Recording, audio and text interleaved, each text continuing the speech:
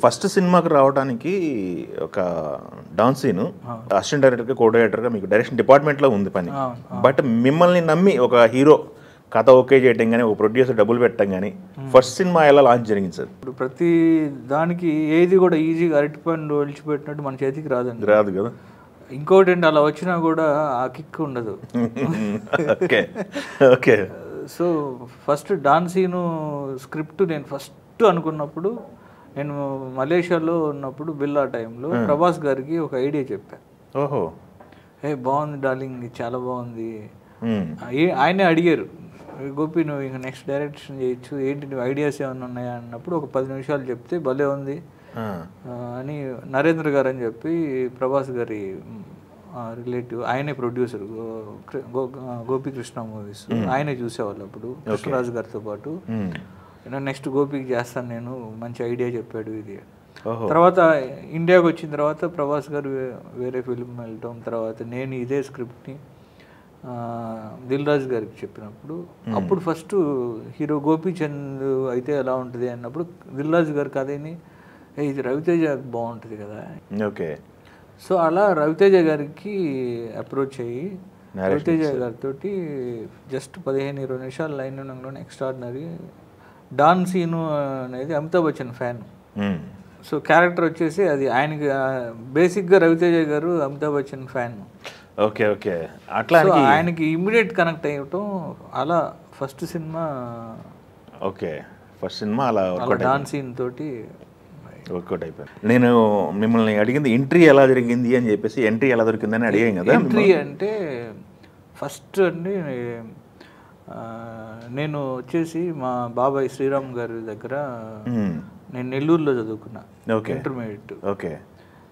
Intermediate అయిన తర్వాత intermediate నేను పాస్ అవ్వలే, ఫెయిల్. పక్కనే నాకు కాలేజ్ పక్కనే అంటే కృష్ణా కావేరి కళ్యాణి అని, ఇప్పుడు S2 సినిమాస్ అని ఇప్పుడు మార్చారు, కాంప్లెక్స్ ఉండేది. Okay okay. నేను కాలేజీకి వెళ్ళకుండా ఎప్పుడు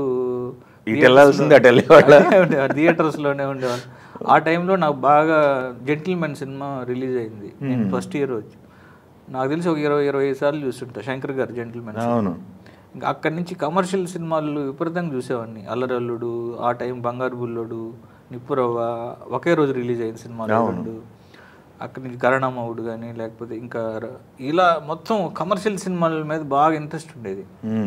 బట్ మా వాళ్ళు ఏంటంటే, నేనేదో 10th ఫస్ట్ క్లాస్ వచ్చింది కదా, నేను ఇంకా ఇంటర్మీడియట్ నెల్లూరులో చేర్పించిన తర్వాత ఫస్ట్ క్లాస్లో పాస్ అవుతాడు అనుకుని నాకు అన్ని సబ్జెక్టులు పోయినాయి.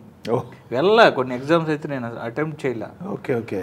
సో అప్పుడు మళ్ళా ఏంటి అంటే, అక్కడి నుంచి వరంగల్ వెళ్ళారు మా బాబాయ్. వరంగల్ వెళ్ళినప్పుడు అక్కడ ఈటీవీ వాళ్ళు అప్పుడు ఫస్ట్, ఇంకా అప్పుడే వాళ్ళు ఈటీవీ ఛానళ్ళు లాంచ్ చేస్తున్నారు. అప్పుడు ఇంకా వాళ్ళ కెమెరాలు అవన్నీ లేవు. అక్కడ లోకల్లో ఉండే స్టూడియో వాళ్ళతో హైర్ అయ్యి వాళ్ళ కెమెరాలు ఆ స్టూడియో వాళ్ళతో చేశారు. అప్పుడు నేను ఫస్ట్ కెమెరా అసిస్టెంట్గా జాయిన్ అయ్యాను అక్కడ. జాయిన్ అయ్యి అక్కడి నుంచి ఫస్ట్ కొన్ని రోజులు లైట్ పట్టుకోవటం, తర్వాత అక్కడి నుంచి స్లోగా ఒక కెమెరాని నాకు ఇచ్చారు వాళ్ళు. సో నేను ఫస్ట్, నాకు బాగా గుర్తు, వసేరాములమ్మ 100 days ఫంక్షన్ జరిగింది వరంగల్లో, దాన్ని నేను షూట్ చేశాను. Okay okay. అది ఈటీవీలో స్టూడియో రౌండప్లో వచ్చింది. ఓకే. అది చూసిన తర్వాత మనం చేసింది వచ్చింది ఒక కాన్ఫిడెన్స్. అక్కడి నుంచి నేను మళ్ళీ మా బాబాయ్ వెళ్ళి మళ్ళీ హైదరాబాద్ షిఫ్ట్ అవటం. సో అక్కడ నుంచి మళ్ళీ నేను కెమెరా ఫీల్డ్లోకి ఎంటర్ అయ్యి ఈటీవీలోకి వెళ్దాం అన్నప్పుడు నేను బాగా లీన్గా ఉండేవన్నప్పుడు బీటా కెమెరాలు మొగిలేరేమో, ఈ కుర్రోడ్డు వద్దులే అన్నారు. అవును, కొద్దిగా హెవీగా ఉండేవి. అవును. సో ఇదే టైంలో నేను ఈ ప్రాసెస్లో ఉన్నప్పుడు అనుకోకుండా మా బ్రదరు మాదాల రవి వచ్చి, మా పెద్దమ్మ వాళ్ళ అబ్బాయి, ఓకే ఓకే, తను ఏ ఆర్ట్స్ మహేంద్ర గారి అమ్మాయిని పెళ్లి చేసుకున్నారు. సో మహేంద్ర గారి వాళ్ళు అప్పుడు ఆల్రెడీ ప్రొడక్షన్లో ఉన్నారు ఏ ఆర్ట్స్ అని. సో వాళ్ళు ఆ టైంలో శ్రీహరి గారితో పోలీస్ అనే ఒక సినిమా స్టార్ట్ చేస్తున్నారు. Okay okay. So first police సినిమాకి నన్ను అడుసుమిల్లి విజయ్ కుమార్ అని కెమెరామెన్, ఆయన దగ్గర నన్ను అసిస్టెంట్గా join అవ్వమన్నారు. Okay.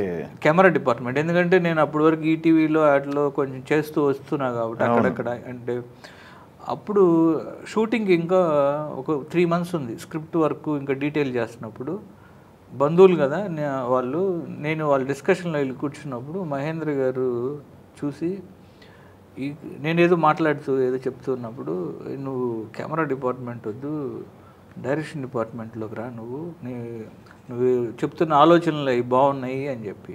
Okay okay. So అలా నేను ఫస్ట్ శ్రీహరి గారి పోలీస్ సినిమాకి నేను అసిస్టెంట్ డైరెక్టర్గా జాయిన్ అయ్యాను.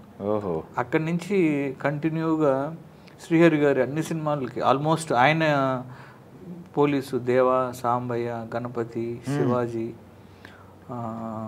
మాయన్ సుందర, ఇలా కంటిన్యూగా ఆయనతోటి ఒక 7-8 సినిమాలు వర్క్ చేశారు. శ్రీహరి గారితోనే? శ్రీహరి గారు ఆయన రెండు సినిమాల తర్వాత ఆయన ఇంకా డైరెక్షన్ డిపార్ట్మెంట్ అంటే గోపిని పెట్టేయండి, ఆయన చాలా ఎంకరేజ్ చేసేవాళ్ళు, ఆయనే రిఫర్ చేసేవాళ్ళు. నిజంగా ఇండస్ట్రీలో ఫస్ట్ సపోర్ట్ నాకు శ్రీహరి గారి దగ్గర నుంచే, సాలిడ్, అంటే చాలా ఎంకరేజ్ చేశారు. అంటే చాలా, అంటే నేను మనకి ఎవ్వరు లేరు అన్న, మనం అంటే ఎక్కడి నుంచో వచ్చాము, కానీ ఆయన ఒక బ్రదర్ లాగా సపోర్ట్ చేసి నెక్స్ట్ సినిమాకి గోపిని పెట్టుకొని వర్క్ బాగా చేస్తాడు, ఇట్లా చేస్తున్నప్పుడు నన్ను ఒకరోజు ఆయన అడిగారు, నువ్వు వరుసగా చేసుకుంటూ వస్తున్నావు కదా, నీ ఫేవరెట్ డైరెక్టర్ ఎవరు, అసలు నువ్వేంటి అంటే, అన్నా నేను ఈవీ గారికి, నాకు బాగా ఇష్టం ఈవీ గారు అంటే, ఆయన దగ్గర చేయాలి అంటే ఆయనే ఫోన్ చేసి ఈవీ గారి దగ్గర జాయిన్ అవ్వమని చెప్పి. ఓ అవునా? అట్లా ఈవీ గారి దగ్గర ఒక 2 సినిమాలు చేశాను అసోసియేట్గా. ఓకే. అక్కడి నుంచి శ్రీను వైట్ల గారి దగ్గర వెంకీకి అలా చేసి, శ్రీను వైట్ల గారి దగ్గర నుంచి మురుగుదాస్ గారి దగ్గర అలా చేసుకుంటూ ఆల్మోస్ట్ ఒక 10 years చేసుంటాను అసిస్టెంట్గా, అసోసియేట్గా. ఓకే. మామూలు కష్టం కదా మీదైతే ఇండస్ట్రీలో, ఊరికే సక్సెస్లు ఊరికే రావు, చాలా ఎక్కువ వచ్చారు. సో అంటే ఎవ్రీడే లెర్నింగ్ ప్రాసెస్. అంటే ఇంకోటి ఏంటంటే, నేను అసలు ఒళ్ళు దాచుకోకుండా ఒక వర్క్ చేసేవాడిని. ఇంకా ప్రతి దాంట్లోనూ మనం ఇన్వాల్వ్ అయ్యి చేస్తున్నప్పుడు కూడా డైరెక్టర్లు కూడా మనల్ని అలానే ఎంకరేజ్ చేసేవాళ్ళు. సో అది నాకు బాగా ఒక బేస్ అక్కడే. కోర్స్ పనిచేసే వాళ్ళని ఎవరు వదులుకుంటారులేండి. ఓకే, అది మీకు పునాది పడింది గట్టిగా. ఓ సూపర్ సార్.